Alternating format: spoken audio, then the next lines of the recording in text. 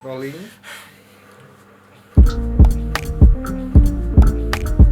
Jadi di kesempatan kali ini kita bersama Bapak kita tercinta, Mas semua kita tercinta pastinya, Gamaliel Pradipta. Jadi pada podcast kali ini kita tuh bakal ngomonginnya tuh tentang ceritanya Mas Gama lah, perjalanan hidupnya Mas Gama. Ntar kita bakal undang satu persatu semua narasumber yang mempunyai cerita-cerita yang bagus. Oke, kenalin dulu dong. Oke, nama saya Gamaliel Pradipta, umur 25 tahun. Kemudian saya DJ, produser, anak band juga. I have two bands, yang satu bandnya hardcore, yang satu R&B electronic. Gue audio engineer juga, so I do mixing and mastering. Kayak gitulah. Yeah. Kan lu rata-rata tuh semua tentang musik ya? Ada satu pertanyaan sih yang gue pengen tanya, kenapa harus musik? Kenapa nggak kantor, kerja kantoran? Kenapa nggak ikutin bokap atau ikutin nyokap, punya sekolah lagi? Kalau gue bukan musik sih, sebenarnya saya lebih ke art sih. Ya. Gue SMP, gue ingat banget. SMP tuh gue tahu gue menentuin jalan hidup gue tuh satu. Kan dulu gue tuh parkour. Lo yang lompat. Lu bisa? Bisa dulu. Gedung deh. Tapi gedung biar enggak. Belum. I did parkour. Terus di parkour tuh ada, mereka punya moto namanya Être fort pour, être fort utile, to be strong, to be useful. Karena gue so into parkour, yang gue coba terapin di hidup gue. Karena dulu gue lebih dekat sama keluarga nyokap gue kan. Kakek gue tuh dalang, nenek gue tuh pokoknya seniman lah. Yang gue dapet waktu SMP karena difasilitasi banget dengan sekolah, lingkungan gue untuk bisa get into my hobbies. Jadi yang gue bikin janji sama diri gue adalah gue pengen bikin dampak using my talents gitu, apapun itu. Jadi makanya dari situ yang gue tahu talenta gue ya seni gitu. Dulu gue gambar apa segala macam, tapi memang along the way mengerucutnya di musik. Karena menurut gue musik tuh gue nggak bisa lepas aja gitu. Kayak gue bangun, gue dengerin lagu, gue nonton film, pasti gue perhatiin scoringnya. Iya. Di sini kan yang gue lihat tadi kan nyokap lu support banget ya, support dengan apapun hobi lu itu ya. Misalkan nyokap lu tuh nggak support, apa yang bakal lu lakuin kira-kira? Sebenarnya kalau disupport cuma specifically tentang musik sebenarnya nggak juga. Kayak went through a lot juga sebenarnya. Terus cara lu nanggepinnya biar akhirnya lu bisa nunjukin nih kalau gue emang mau di musik itu gimana? Membuktikan sih kalau gue. Saya dulu kan, before all this, gue tuh mixing di lemari, bre. Gue bikin lagu gitu, berisik kan. Dulu rumah gue kecil gitu. Terus ada meja komputer, speaker Simbada, nih speaker yang ini nih. Kayak speaker ini, terus nyokap gue marah-marah. Jadi gue kayak gue bawa speakernya, gue bawa laptop gue masuk. Jadi di lemari itu gue buka, gue bikin di sini. Karena berisik. boleh. Tapi akhirnya ujung-ujungnya nyokap support. Ya along the way kan, maksudnya gue trying to prove lah, DJ apa segala macam. Kayak finally, oh ini anak beneran nih, maksudnya beneran into the thing that he's trying to do. Satu, kedua memang menghasilkan. Gue nggak doing this for a waste gitu loh. Jadi yang pentingnya itu lu harus buktiin lah ya, jangan sampai ini tuh terbuang sia-sia seperti itu. Sekarang favorit genre? Hip hop. Gospel? Gak tau sih, gue pasti baliknya ke hip hop sih. Pasti baliknya ujung-ujungnya pasti ke hip hop. Gara-gara? Tuh gue kecil, bokap gue tuh dengernya slow rock, jadi kayak Scorpion, Eagles. Nyokap gue pasti lagu rohani Daud. Kalau gue inget banget momennya dulu ada toko CD di Setiajaya. Pokoknya gue stumble upon hip hop lah. Terus dulu gue suka nonton MTV gitu kan, mostly hip hop, R&B. Nah dari situ, jadi gue emang selalu suka hip hop. Terus misalkan gak di musik ini, lu ketemu jalan buntunya nih. Aduh, gue udah pasti gak bisa musik nih, udah pasti ente parah di musik nih. Udah gak ada dapet duitnya, udah gak apa yang bakal lu lakuin? Gue pernah sih, jadi yang gue lakuin adalah I do something else. Dulu kan gue gambar, gue bikin desain, ya udah gue kirim. Ternyata di gambar I got stuck nih, ya udah gue try to do something else. Kayak musik, gue kan juga bikin video, gue bikin yang lain. Jadi kayak coba cari yang lain aja. Karena gue yakin Tuhan ngasih talenta gue tidak hanya satu. Gimana caranya gue utilize semua yang gue punya dari Tuhan, ya udah sebisa ya gue aja. Makanya dulu gue 2018 sampai 2020 kerjaan gue producing, jadi produksi, photoshoot, commercials. Gue nggak ada hubungan sama musik. Tapi lu lebih ke arah nge-produce musik apa memainkannya? Kiblat lu nih kan kita harus fokus satu dong. Lebih ke arah producing apa main? Gue suka di panggung, tapi gue lebih suka di studio sih, kayak producing, mixing, mastering. Alasannya gara-gara cuma suka di studio. Lu ada. Gue gak suka ketemu orang. Di Outrage deh. Kan gue kenal lu deh. Gue gak tau kenapa lu tiba-tiba masuk Outrage. Ceritain awalnya bisa masuk Outrage. Jadi ada this one guy namanya Pak Sugeng, nama aslinya Dias. Pak Sugeng ini founder salah satu label indie hip hop namanya UBC, Underground Business Club, yang dimana dulu UBC tuh nge-sign Ramen Girl, Mattermost, 13, Gibran. Gue kenal Pak Dias ini, Pak Sugeng lewat Gibran. Dulu I used to work with him. Dulu gue juga ada kolektif namanya Black Minds sama Gibran. Gue kenal karena gue nge-DJ. One day gue tuh kenal Outrage 2019. Sesimpel Outrage bikin lagu, lagi bikin lagu, gue nggak tahu lagunya apa sama sekali. Gue tiba-tiba di chat, Emal mau ngisi scratch nggak gitu di lagu band, dia bilangnya band metal gitu. Gue nggak tahu dulu hardcore metal bedanya apa. Terus oh ya udah boleh lah gitu. Gue ngisi, terus ya udah selewat aja. Tiba-tiba rilis aja, gue nggak tahu rilisnya kapan, rilis apa enggak, gue nggak tahu. Udah gitu 2019 lewat setahun, gue ketemu sama Ai, gitarisnya Outrage. Outrage ternyata konsepnya adalah hardcore tapi ada hip hopnya. Ada hip hopnya. Oh iya. Dari situ lah. Udah masuk ya. Bener. Tapi enak sih main di Outrage kan. I'm so happy man. Untuk genre yang gue sama sekali nggak kenal sebelumnya. Kayak listen to RATM gue dengerin, Limp Bizkit gue dengerin, kan masih rap kan, masih ada hip hopnya. Cuma gue belum pernah actually perform gitu loh. Nah di Outrage ini gue menemukan ternyata scratching gue atau sampling gue ternyata bisa masuk ke situ. Senang sih gue maksudnya, dan gue mostly pakai topeng kan, jadi gue kayak iya udah bebas. Biar apa gitu ya? Biar nggak awkward aja. Kayak gini ya. Ini pernah deh. Nah, nyokap lu kan pendeta deh. Tapi dengan lu yang dulunya agak bejat, sangat bejat, lu tau gak apa yang di pikiran nyokap lu? Yang gue tahu, kan gue 8 tahun ke gereja, gue SMA cabut. SMA kelas 2? Kelas 2? Gue cabut. For a reason lah, gue tidak merasa diterima. Gue merasa tertolak. Alasannya? There's this one time, kayaknya gue perlu share nih. Iya. I think this is important buat generasi zaman sekarang, gereja, how to approach, how to handle young generation. Karena what happened to me was, waktu itu ada persekutuan bulanan yang crowdnya anak SMP, SMA. Membahas, waktu itu gue ingat banget, temanya adalah musik zaman sekarang. Gue udah tahu sih arahnya adalah, ini musik duniawi, liriknya ABC. Tapi karena gue suka musik, jadi gue pengen tahu nih, what's the truth behind all this music that I'm hearing.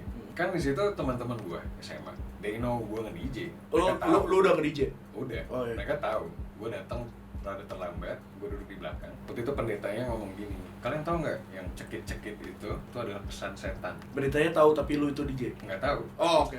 Orang di situ tahu. What happened was, orang-orang kan tahu ada gue. Langsung nengok. And at that moment kan gue kayak, man, sama sekali nggak ada pesan setan. Kayak kalau gue mainin records gue kayak isinya cuma gitu doang. Yang dimain-mainin. Kalau lu masih ingat apa konsepnya si pendeta ngomong ini? Setannya gara-gara apa? Alasannya? Konsepnya sebenarnya gini kan, dia ngasih contoh kayak banyak lirik-lirik yang tidak positif. Tapi again, kayak if you wanna preach something, make sure you know. Lo tahu apa yang lo ngomongin. If you're talking about music, then you have to know about music. Jadi kalau misalnya lo tiba-tiba ngomong, wah DJ ini musik setan, si ini liriknya setan, kayak kalau lo nggak tahu konteksnya, lo nggak tahu teknisnya, lo hanya akan mendiskriminate dan menyakiti orang yang sebenarnya tahu gitu. Dan yang gue rasain pada waktu itu adalah, damn, ini kan talenta gue dari Tuhan. Iya. Terus gue merasa bahwa, oke, terus kalau ini dianggap setan, ini dianggap gak kudus, then what the fuck am I doing? Tapi kalau menurut gue, emang mungkin ada yang sebagian setan tapi nggak seluruhnya loh. Kayak menurut gue cuman ya udah ya lu aja. Kan masih banyak DJ yang lain, jangan labelin semuanya itu setan. True. Dan yang gue sadari, ya gue dulu bejat, whatever, my past. Tapi yang gue sadari adalah musik tuh dua, entertainment sama lifestyle. Gue menikmati musik EDM as an entertainment, tapi bukan berarti gaya hidup yang ada di klub, yang ada dimanapun, minum, narkoba, free sex, whatever, let's name it. Gue tidak perlu menghidupi itu untuk menikmati lagunya. Gitu, ngerti gak sih? Iya. Kayak gue dengerin lagu hardcore, gue gak perlu ngumpulin orang di jalan, and that's not how we do it. Di hardcore kita sudah sewahanya, emang violent dance kita nggak berantem, it's just the way we express. Iya. Bukan berantem, bukan lantas gue dengerin metal terus gue gebukin orang, enggak. Kayak entertainment and lifestyle is totally different. Dan menurut gue, again gue pernah ngomong kan, saya ngomong pergaulan yang buruk merusak kebiasaan yang baik, gue nggak percaya. Karena kalau gue punya value yang baik, mau pergaulan gue dimanapun, gue akan megang value itu, gitu. And ya I'm not trying to prove this to anyone, cuma gue prove this to myself. I can be anywhere and I'm still, gue nggak minum, ya udah, kayak maksudnya itu yang bikin gue cabut. Balik lagi ke nyokap gue, kan 8 tahun gue bilang, nyokap gue tuh 6 bulan pertama masih tiap minggu ngajakin, ayo mas gereja. Gue nggak mau. Setahun, 2 tahun, dia udah nggak pernah ngajak. Tapi yang gue tahu setelah tahun kemarin gue hair talk, ya dia tiap hari doa, dan gue sering banget denger doanya. Maksudnya dia doa tuh kan kenceng ya, nyanyi, worship gitu, gue bisa denger. Cuma at that time 8 tahun itu gue ya batu aja gitu. Jadi selama 8 tahun nyokap lu doa. Wah gila sih. Dan gue inget banget ulang tahun gue 22, nyokap gue tuh nulis intinya, nyokap gue berdoa supaya Gamaliel bisa dipakai Tuhan untuk menyelamatkan generasi ini. Pas gue baca, gue ya udah aja. Cuma ternyata Everyday gue ternyata jadi nyokap gue waktu hamil gue, dia tuh beli buku, tau gak sih baby book? Iya. Kayak buat namanya siapa, letter to the baby. Iya. Jadi dari sebelum gue lahir, she wrote that pretty much the same thing. Jadi kayak waktu gue tahu, setelah gue sekarang bertobat, gue baca itu, oh ini doa nyokap gue, dan secara roller coaster ya Tuhan bawa gue ke, oh iya udah men, panggilan lo, doa orang tua lo, memang kesini arahnya gitu, dalam bentuk apapun ya, menyelamatkannya. Hit point lu ketika mau balik lagi itu apa? Oke deh, gue mau pelayanan lagi. Oke, gue mau ini lagi. Hit point lu apa? Yang titik pasti ada dong. Lu titiknya kayak gue harus pulang nih bro. Jadi something happened to me. Kalau gue memutuskan untuk pergi solo trip ke Bali. Di Bali emang gue kayak coba cari ketenangan gitu, gue nyetir di Ubud. Gak jelas. I met a person from my past lah. Ketemu, I spent some time with the person, konflik. Pada saat itu, respon gue terhadap konflik itu gue nggak tahu harus cerita siapa. I don't really like to cerita, ya. Gue teks kakak rohani gue, kami di hari misa. Ya. Gue teks, gue nggak tahu kenapa, karena kayak gue buntu banget, men. Gue nggak tahu mau ngapain kan. Kayak at that time, gue kayak gue ngapain sih gitu. Terus gue bilang, kak, gue pengen pelayanan. Lu mau suruh gue video apa terserah, gue pokoknya mau ikut lo. Oktober, November itu gue diajak pelayanan pertama kali. Gue harus sharing tentang kehidupan anak muda, padahal gue masih fucked up di sebuah gereja. Gue diajak, itu 2 hari, jadi malam Sabtu dan Minggu pagi. Nah setelah gue pelayanan di gereja itu di daerah Sunter, gue diajak Kamedi nih, Gam, gue pengen kenalin lo ke seseorang nih, dia musisi juga. Dibawalah gue ke Sitri, gereja gue sekarang, Sitri Frida. Iya. Cuma sekedar mau dikenalin sama Kak Berry. Gue kan yang bilang ya, Kak Medi, gue pengen pelayanan. Terus Kak Berry gini, lo bisa nge-DJ kan? Dia long story short, lo nge-DJ aja di Praise Party yang lo datang. Iya. Oh itu pertama kali? Pertama kali. Lu comeback lagi? Pertama kali. Waduh, beba. Gue pelayanan lagi, maksudnya ya. Iya. Terus di momen yang sama, Kak Berry nanya, lo bisa main piano? Bisa. Mau pelayanan nggak? Kan gue takut ya. Iya. Bro. Ya. Terus Kak Medi yang katanya mau pelayanan. Jadi gue kayak, oh yaudah deh, iya kak. Meskipun emang ya, gue yang banget, I'm sorry ya Kak Berry. Dia nulisin chordnya buat gue, men. Tio ke gue gitu, persis. Dia nulisin chordnya. Oh respect. Jadi dari November itu, ya udah gue pelayanan. Maksudnya gue mau bergereja lah. Namun momen yang bikin gue beneran flat adalah gue di sini sama Jose, temen gue. Gue lagi swiping app lah. Terus gue cuma mikir kayak, ketika hidup gue begajulan, Tuhan masih mau pakai gue, Tuhan masih bawa gue. Gimana kalau hidup gue bener ya? Gue cuma mikir itu doang. Gue inget banget subuh. And that moment ya udah gue delete. Itu menuju Desember. Tapi di Desember, di New Year's Eve, gue mabok. Parah. Muntah darah paginya. Waduh, mati itu. Itu gue pertama kali decided buat sober. Jadi gue udah gak minum. Full sadar. Gini doang udah full sadar. Gue pas udah tahu muntah, berdarah. Oke, gue gak minum. Apa? Di pikiran lu apa ketika lu muntah dari itu yang di pikiran lu yang tiba-tiba bentukan, oke, gue stop. Yang itu momen yang hidup gue begajulan itu gue masih ingat. Makanya abis itu, oh ya oke, paham. Udah abis itu kayak ya udah gue cuma ya show up di gereja, mencoba membetulkan satu persatu diri gue yang banyak banget yang salah, gue banyak banget nyakitin orang, kayak your shit gitu. Lo tau gak sih? Lo tau tanya di sini, personally. Terus gue cek Alkitab, man, lo lebih tai. Tapi in a good way, maksudnya. You should work on this. Karena gue sadar, I've hurt a lot of people in the past. I've done so many bad things in the past. Gitu deh. Oh iya sih.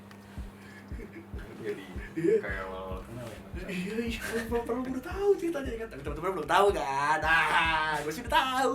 Gue udah tahu duluan, sorry bro. Kan lo akhirnya udah masuk nih ke jalan yang benar. Kalau gue jujur, kalau gue terjun ke pelayanan ini gara-gara Deo pastinya. Ya. Gara-gara Deo, jadi gue ikut aja Deo ngomong apa, gue ikut. Ayo Pat, ini Pat. Tapi gue gak tau berapa giliran pas ada Deo ini gue kayak udah ngikutin aja, ngikutin petnya terus. Gue ikutin dulu, akhirnya sampai satu titik kayak wah, ini nih yang namanya kasih. Kasih itu susah banget, bro. Kayak lu mau dapetin di mana aja gak bakal ada limitnya. Kalau menurut gue kasih Tuhan tuh kayak bikin lu penuh aja. Nah, kan akhirnya gue ikut lah pelayanan inilah. Terus gue tahu kita pasti pernah ngerasain capeknya dong. Dalam semua pelayanan pasti banget tuh. Nah, cara lu buat tetap refresh terus itu gimana? Tips and triknya? Gue harus mention Galatia karena sebelum gue kasih tri Galatia yang tarik gue. Props to Deo. Respect. Respect om. Respect om. Tapi nggak sengaja kan sebenarnya, you know. Oh, Sengaja. Sengaja. Okay, Sebenarnya kita sengaja kan. Sebenarnya saya dijebak. Iya, sebenarnya kita sengaja kan. Cara refresh. Kalau gue buat gue pribadi, ya gue inget aja sih. Gue inget how God saved me in the first place, how God loved me in the first place. Jadi gue mau orang lain ngerasain hal yang sama. Maka dari itu, kayak VB, maksudnya teman-teman kan berapa kali suka nanya ke gue kayak Mas, lo outputnya kemana sih? Gitu. Iya. Gue nggak suka cerita sama orang. Gue juga sebenarnya nggak suka ketemu sama orang. Jadi output gue mostly ke Tuhan. Dan ke Tuhannya ini either gue baca Alkitab atau worship. Karena gue lebih dekat, kalau teman gue bilang namanya spiritual pathway gitu. Spiritual pathway gue musik, jadi gue ya Spiritual pathway itu apa ya? spiritual pathway ini kalau kata temen gue yang anak Hillsong namanya Lexi, shout out, jalur dimana kayak lo bisa ngerasa deket banget sama Tuhan. Kayak misalnya kalau temen gue itu dia harus ke alam, kayak dia ke alam, wah gila, I got so crazy nih, gila. Oh Gue iya. lewat musik nih, Iya. gue dengerin liriknya kayak oh my god, ya God love me so much, dan gue nggak mau itu berhenti di gue, you know. I want to pay it forward karena Tuhan udah sayang banget. Dan ketika gue ngeliat banyak orang yang gue tahu so many people are broken, kasihan kalau nggak ngerasain kasih, you know. Iya benar. Nah, spiritual pathway ini kan juga bisa disalah-sangkakan orang, kalau menurut gue ya Gam ya. Kan spiritual pathway kan kalau yang gue tangkap tadi ketika lu benar-benar merasakan kasihnya Tuhan di suatu hal atau suatu bidang tertentu. Ya bisa gitu. Bisa gitu kan? Bisa gitu. Nah, ini gue bisa kalau menurut gue ini itu bisa disalah-sangkakan juga antara lu suka banget sama bidangnya apa emang ada hadiratnya Tuhan. Nah, itu kebedaannya gimana tuh? Kan dulu gue sempet lost kan, maksudnya I tried to learn other religion and stuff. Iya. Gue belajar kan ada mindfulness, ya kan? Kayak, wah kalau makan harus mindful, gue harus tahu kayak lu benar-benar present gitu. Yang gue coba translate ke faith gue adalah again kan akuilah Tuhan dalam segala lakumu. Iya. Jadi gue mencoba akuilah Tuhan ini, me being mindful tuh itu gitu. Jadi ketika gue ngomong sama orang, ketika gue pelayanan di gereja, mau megang lighting, mau megang sound, whatever I'm doing, every little things itu gue secara sadar gue lakuin, ini karena gue dikasih sama Tuhan, dan I'm gonna do my best, I'm gonna show love. Itu dasarnya. Ya benar. Jadi mau kasarnya, mau praise and worship cuma pakai gitar sama kahon, doesn't matter. Spiritual pathway gue mungkin di musik, tapi apapun itu jenisnya, mau coba ya tetap. Betul sekali. Sekarang kita ke sesi Galatia bertanya. Jadi gak ada sebenarnya di skrip, saya bikin saja. Wah, bagus. Saya bisa lihat. Oke. Menurut lu, musik yang menyembah setan atau Illuminati itu beneran ada nggak sih? Sama pandangan lu gimana? Gila, tim kreatif gue gigi banget. Shout out to Nadea. Respect. Musik yang menyembah Setan ya. atau Illuminati itu beneran ada nggak sih? Sama pandangan lu terhadap itu bagaimana? Ada kan, pasti ada. Pasti ada. Tapi ya again, Illuminati ini gua akan panjang, cuma educate yourself about Illuminati. itu aja, Google deh. Pandangan lu? Pandangan gue pasti ada. Lagu-lagu yang worship setan, whatever, you name it, lu nyembah batu juga bisa. Yeah. Cuma buat gue lagu ya lagu tadi, entertainment sama lifestyle. Kalau gue cuma kayak gue dengerin lagu metal buat entertainment gue, kalau emang gue suka soundnya, gue menikmati soundnya gitu. Harus dipisah. Gitarnya pakai apa Yeah, gitu. yeah. I enjoy the sounds. Gue tidak serta-merta mengamini apapun lirik itu gitu. Gue bisa cuma, dan gue emang orangnya lebih merhatiin soundnya dibanding lirik. Kecuali praise and worship ya, gue gak tau kenapa. Karena mungkin praise and worship kan key message-nya di lirik ya. Tapi kalau other songs pasti gue yang gue pay attention tuh, oh ada sound dulu, synth-nya nih, ada gitarnya. Jadi menurut gue tadi pertanyaannya pasti ada lagu-lagu kayak gitu, pasti ada. Cuma apakah gue mengamini liriknya, mengamini intensi si pembuat lagunya? Enggak juga. Gue bisa menikmati musiknya tanpa mengamini itu gitu. Sekarang pertanyaan kedua, Gang. Apa yang lo rasain pas ibadah lagunya lebih cenderung ke tipe yang jedak-jeduk? Lebih prefer lagu ibadah yang slow dan khusyuk atau lagu yang jedak-jeduk? Gue gak peduli lagunya, musiknya apa, gue gak peduli. Maksudnya apapun itu, yang penting hati gue. Mau cuma pakai karon, mau jedak-jeduk, it's all about the heart man, it's not about the music gitu. Walaupun musiknya chordnya salah semua juga. Sembur ke Cortella tuh ya. Nah, Tolong di-cut yang ini, tolong. enggak mau Harga masukin diri saya dong. Muka saya turun mana dong? Yo. Cortella, Bos. Sekarang pertanyaan ketiga. Selama pelayanan di bagian musik, ceritain dong pengalaman yang paling menyentuh hati. Ini bukan gue bermusik ya, gue lagi megang sound di gereja gue di C3. Jadi tiap bulan kita punya refresh kayak worship time gitu. KBD lagi jadi MD, megang bass, of course. Gue lagi di FOH. Terus tengah-tengah worship, gue melipir ke pojok gitu, I just wanna worship. Kayak gue udah tahu soundnya udah aman lah. Oh, lu harus make sure dulu itu aman ya? I just wanna worship. Gue lagi, ya lu tau lah gue kalau worship gitu-gitu. Nah, tiba-tiba suara bassnya hilang. KBD lari dari panggung, nyamperin Turun, copot semua. nyamperin gue, meluk gue. Dia ngomong, Gam, it's not your identity, depression is not your identity, you're a child of God, lo anaknya Tuhan. Nah, gue sempat cerita lah Iya. ke dia. Cuma that moment hit me karena gue tidak cerita sedalam itu, satu. Kedua, ada seseorang di masa lalu gue ngomong hal yang sama, tapi gue nggak percaya karena gue belum ngerasain Tuhan works gitu. Dan somehow it click gitu, kayak oh ini ya maksudnya Tuhan gitu. The present is not your identity itu maksudnya apa? Kan gue dari dulu tuh kayak oh I'm depressed, I'm this, I'm psychotic dan segala macam gitu. Kayak gue menaruh identitas gue adalah Gamaliel yang depresi dengan gejala psikotik bla bla bla. Intinya momen itu menyentuh hati gue karena oh Tuhan tuh bekerjanya nggak cepat gitu loh, bisa bertahun-tahun baru kayak oh ini ya gitu. Sama it click me karena kayak kan Berry tidak tahu, maksudnya buat apa Berry turun dari panggung gitu untuk menyampaikan itu kan bisa habis setelah worship night or kapanpun itu, tapi somehow the Holy Spirit moved him buat dia datang nyamperin gue ngomong hal itu, yang dimana pada saat itu gue I'm fucked up, I'm having lots of breakdown gitu. Jadi it click me, oh iya gitu. Gue anak Tuhan, I'm not, that's my identity, I'm a child of God gitu sih. Oke. Setelah obrolan panjang ini, ada satu pertanyaan kamu. Yes. Yang bakal gue tanyain ke semua narasumber nanti yang bakal datang kan, penasaran kan siapanya kan? Siap. Kenapa Kristen? Kenapa Kristen? Ya, kenapa Kristen? Satu, karena gue melewati banyak hal yang dimana membawa gue kepada pemahaman dimana gue tidak hanya menaruh iman gue pada perasaan gue saja.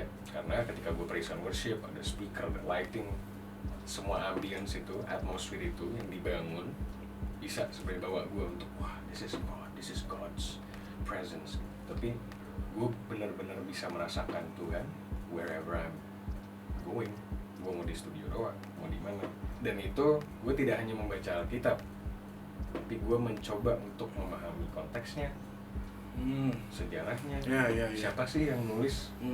Mereka kok zamannya beda-beda, mereka nggak janjian kok. They could write the same thing ada garis merahnya, yang dimana prop studio juga gitu. Gue banyak nanya ke dia, Dek ini bener nggak konteks teologinya gimana ya? Karena I need to make sure apa yang gue baca gue beneran paham. Itulah pentingnya persekutuan. Itulah pentingnya persekutuan, so we could remind each other. Dan itu penting lo punya mentor.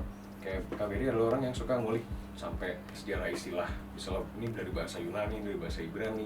Kayak it's helpful buat gue untuk tahu, oh ini factually ada nih, historically ada nih. Jadi gue tidak hanya, oh baca Alkitab, oh yeah I believe this. Sama kayak lo baca buku biologi, how can you believe that it's true? Bahwa sel itu bentuknya kayak gitu. Iya.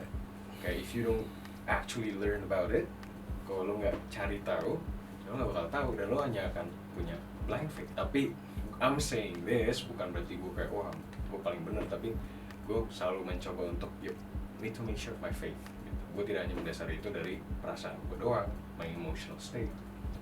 Gitu. Kenapa gue Kristen itu singkat. Oke, kita tutup lah podcast hari ini ya. Ya. Apa tuh Dengan Mas? doa. Apa? Dengan doa. Doa masing-masing dong. Doa Siap. masing-masing. Aman. Oke, terima kasih teman-teman yang udah nonton sejauh ini. Kita lanjut di episode 2 dengan narasumber yang pastinya tetap di 118 Studio. Ini bakal jadi set kita. Mungkin kalau ada yang mau, Kak, coba dong Kak ngobrol sama ini Kak, boleh langsung aja hit di komen atau DM. Udah kayak belum YouTuber Komen, bro. Oke, terima kasih guys. Jangan lupa like, comment, dan subscribe. Gue Josafat. Oh, Misal. Gitu dong. gue Gamaliel. Dadah.